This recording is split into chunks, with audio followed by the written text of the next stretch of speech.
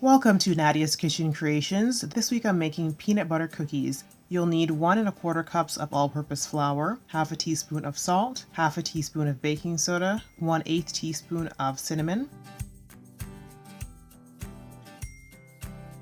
So we're just going to mix those 4 dry ingredients together. Make sure to mix them really well so you don't have any clumps of anything in your first bite of cookie. Then I'm going to cream 1/4 cup of butter and 1/4 cup of peanut butter, smooth or crunchy peanut butter, your choice. That's a peanut butter that I chose, and then with an electric mixer or by hand, I beat the peanut butter and butter for about 2 to 3 minutes until it's nice and smooth and fluffy.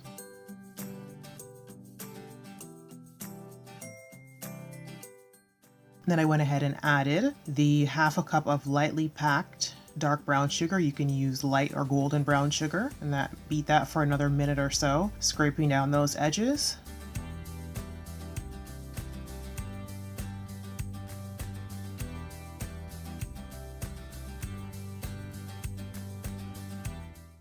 Then I added about 1 1/2 teaspoons of vanilla extract and 1 lightly beaten egg. Go ahead and mix that with an electric mixer or by hand for another minute or so.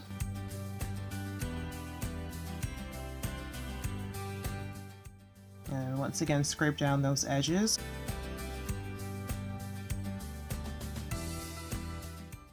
And that's a nice smooth consistency that you want to look for before we go on to the next step, adding the dry ingredients. And I just folded that in, making sure to scrape the sides and the bottom of the bowl to make sure that everything is incorporated well without overmixing.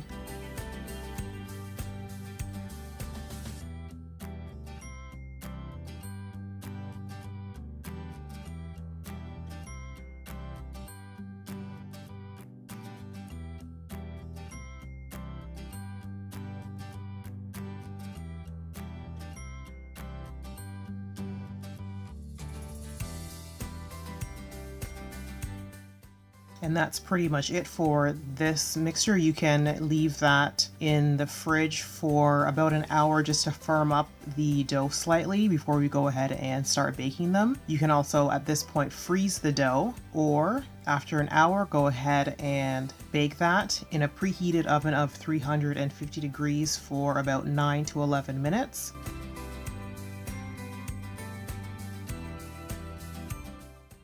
I used approximately 1 1/2 tablespoons of dough per cookie. I just topped each cookie with a couple roasted peanuts. You can of course use a traditional cookie shape of using a fork in 2 different directions to flatten the peanut butter cookie slightly, but I just wanted to do something a little different this time.